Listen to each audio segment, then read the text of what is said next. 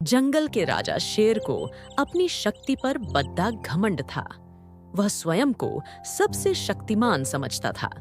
इसलिए जंगल के हर जानवरों पर अपनी धौंस जमाता रहता था।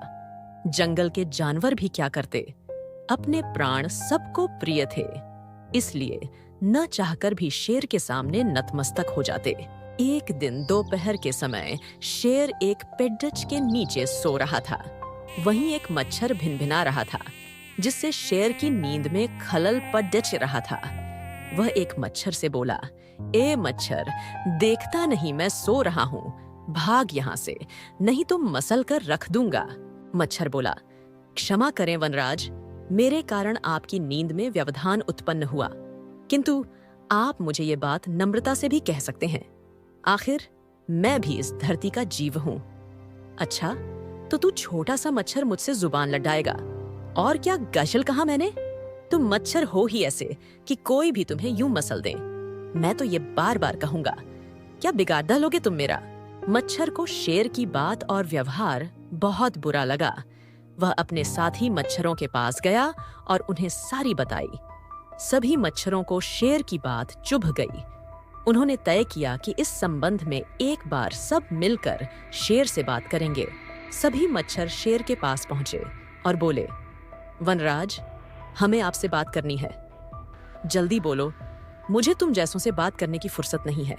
शेर बोला, वनराज, आप होंगे बहुत शक्तिशाली, किंतु इसका अर्थ ये कतई नहीं है कि आप अन्य जीवों और प्राणियों का मजाक उड़ाएं या उन्हें नीचा दिखाएं। मच्छर बोले, मैंने जो कहा सच कहा।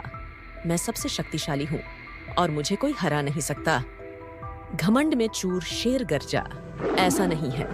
अगर आप शक्तिशाली हैं तो हम में भी इतना सामर्थ्य है कि आवश्यकता पर डीडीडीएचने पर हम किसी का भी सामना कर सकते हैं और उसे हरा सकते हैं। हम आपको भी हरा सकते हैं।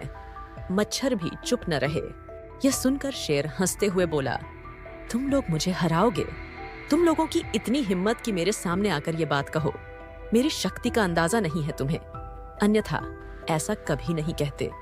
अभी भी समय है, भाग जाओ यहाँ से, नहीं तो कोई नहीं बचेगा। शेर के घमंड ने मच्छरों को क्रुद्ध कर दिया। उन्होंने ठान लिया कि इस शेर को मजा चखा कर ही रहेंगे। वे सारे एकजुट हुए और शेर पर टूट पड़े। वे जगह जगह उसे काटने लगे। वह दर्द से कराह उठा। इतने सारे मच्छरों का सामना करना उसके बस के बाहर हो गया। वह दर्द से चीखता हुआ वहां से भागा, लेकिन मच्छरों ने उसका पीछा नहीं छोड़ा। वह जहां भी जाता, वे भी उसके पीछे जाते और उसे काटते। आखिरकार शेर को झुकना पड़ा। उसने हार मान ली। वह मच्छरों के सामने गिड़गिड़ाने लगा, मुझे बख्श दो, मुझसे गलती हो गई। जो मैंने तुम्हें तुच्छ समझकर तुम्हारा मजाक उठाया और तुमसे बुरा व्यवहार किया। आज तुमने मेरा घमंड तोड़ डीच दिया है। अब मैं कभी किसी को नीचा नहीं दिखाऊंगा। मच्छरों ने शेर को सबक सिखा दिया था, इसीलिए उन्होंने उसे काटना बंद कर दिया। वे बोले, घमंडी का घमंड कभी न कभी अवश्य टूटता है। आज तुम्हारा टूटा है। घमंड करना छोड़ दो, अन्यथा एक दिन ये तुम्हें ले डूबेगा। और कभी किसी प्राणी को नीचा मत समझो। हर किसी का अपना सामर्थ्य और शक्ति होती है।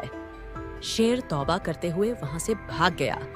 शिक्षा घमंडी का सिर नीचा।